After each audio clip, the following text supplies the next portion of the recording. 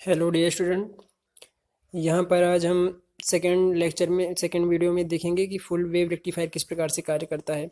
Full wave rectifier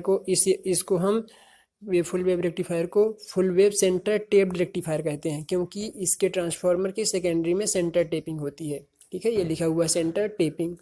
यहाँ पर भी इसका कंस्ट्रक्शन देखेंगे। सबसे पहले तो आप फुल वेव रेक्टिफायर में आप लिखेंगे कि फुल वेव रेक्टिफायर में एसी के पॉजिटिव हाफ साइकिल और नेगेटिव हाफ साइकिल दोनों हाफ साइकिल का उपयोग करके डीसी में कन्वर्ट करने का कार्य करता है। ठीक है, इसमें किसी भी प्रकार की वेव फॉर्म बेस्ट नहीं होती है, जबकि हमने देखा था हाफ वेव रेक्टिफायर में पॉजिटिव हाफ साइकिल में हमको डीसी प्राप्त हो रहा था, जबकि नेगेटिव हाफ साइकिल में किसी भी प्रकार का डीसी प्राप्त नहीं हो रहा था। नेगेटिव हाफ साइकिल बेस्ट हो रहा था, जबकि इसका सबसे बड़ा एडवांटेज ये होता है कि ये पॉजिटिव हाफ साइकिल में भी हमको आउटपुट देता है और नेगेटिव हाफ साइकिल में भी आउटपुट प्रदान करता है।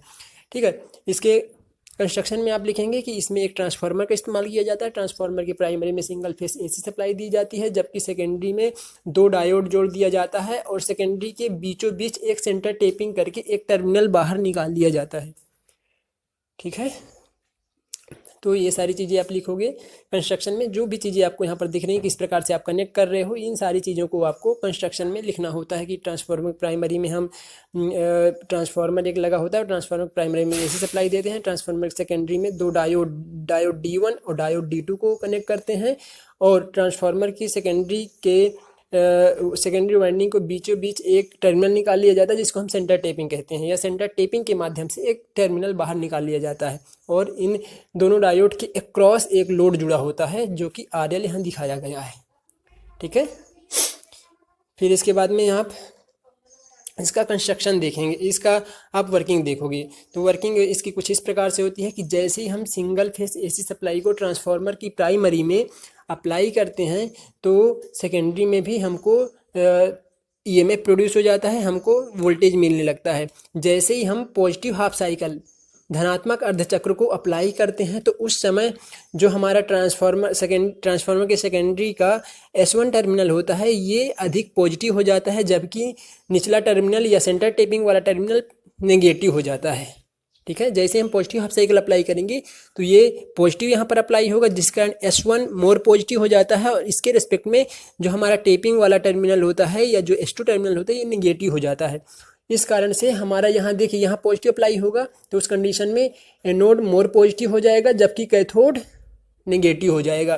तो इस स्थिति में हमारा D1 डायोड फॉरवर्ड बायस में आ जाएगा और फॉरवर्ड बायस में आने पर ये कंडक्शन करता है, अपने अंदर से करंट को फ्लो होने देता है और इस प्रकार से ये हमको यहाँ पर आउटपुट में वोल्टेज मिल जाएगा, आउटपुट में करंट फ्लो होने लगेगी। ठीक है, इस प्रकार से हमको आउटपुट प्राप्त होने लगेगा।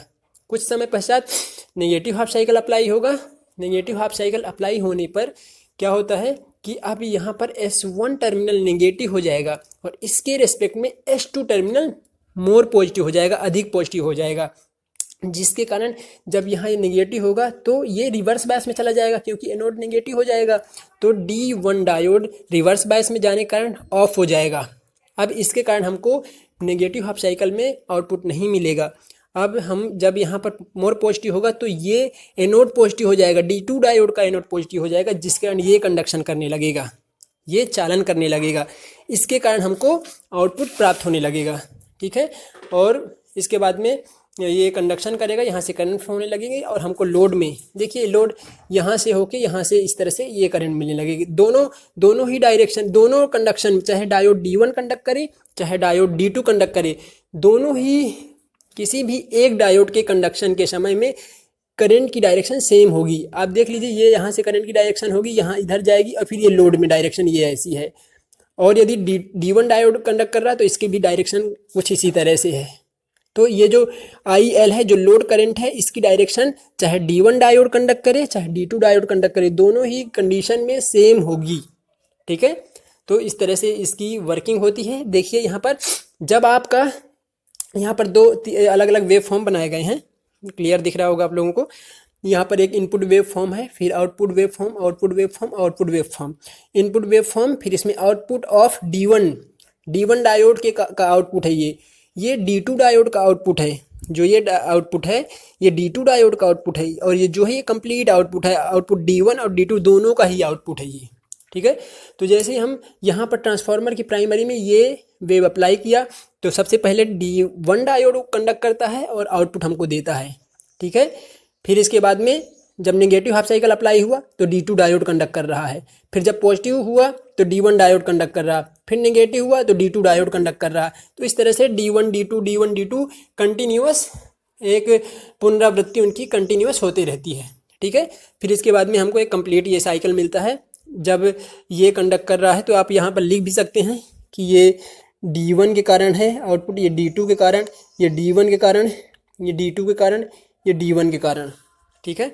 ये लिखा है रेड पेन से D1 D2 D1 D2 D1। तो इस तरह से कंडक्शन करता है। इस प्रकार से ये पूरे साइकिल का उपयोग करता है। इस कारण से हमेशा जो फुल वेव रेक्टिफायर होता है उसकी इफ़िशियंसी, उसकी दक्षता, इफ़िशियंसी मीन्स दक्षता उसकी हमेशा 2 गुना होती है हाफ वेव रेक्टिफायर की अपेक्षा।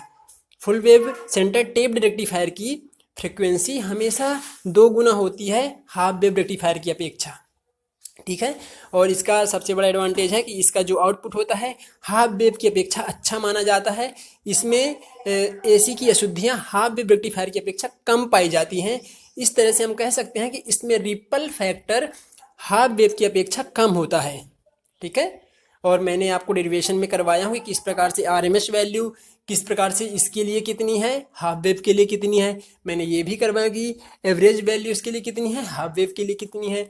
मैंने ये भी करवाया कि रिपल फैक्टर इसके लिए कितना है, उसके लिए कितना है। तो आप कंपेयर करके देख सकते हैं, जिसका जितना ही अधिक रिपल फैक्टर होगा वो उतना ही खराब या उतना ही कम इफिशिएंट माना जाएगा।